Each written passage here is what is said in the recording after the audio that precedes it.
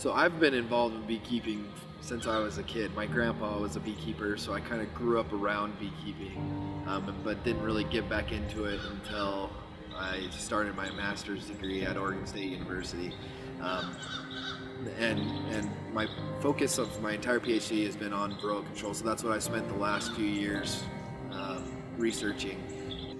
So Varroa Destructor is a parasitic mite that feeds on the honeybee fat tissue, and it's such an issue, it's such a threat to beekeeping because it can vector a lot of viruses that are within these honeybee colonies, and so it's become a costly burden to beekeepers in the amount of time and money and chemicals that they have to use to control this pest. The good old days of beekeeping, my grandpa's days of beekeeping, where they were able to just set out their colonies and come back, 6 months later and pull off all this honey. Those days are gone. Really, it's become so much more intense, and that's the issue that Varroa causes. Is as beekeepers, we have to be incredibly focused and closely monitor these Varroa populations within our colonies so we can make sure that we can control them before they get out of hand.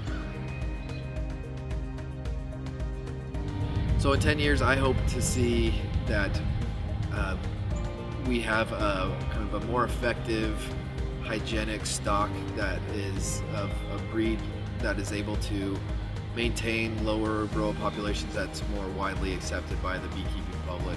I also hope that we have more beekeepers that have really bought into this idea that they need to be monitoring for the pest and controlling their Varroa populations before they get too high and then start infesting their neighboring colonies.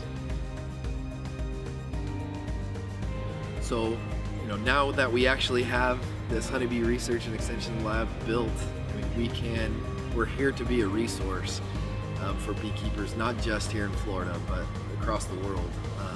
And so, we invite anybody to find us, our website online, to come visit if you're able, ask us questions. We're always available through email and phone calls. We're never going to move forward together unless we work together. Beekeeping is such a community, and we're going to have to be able to work together to solve the issues that are facing the beekeeping industry.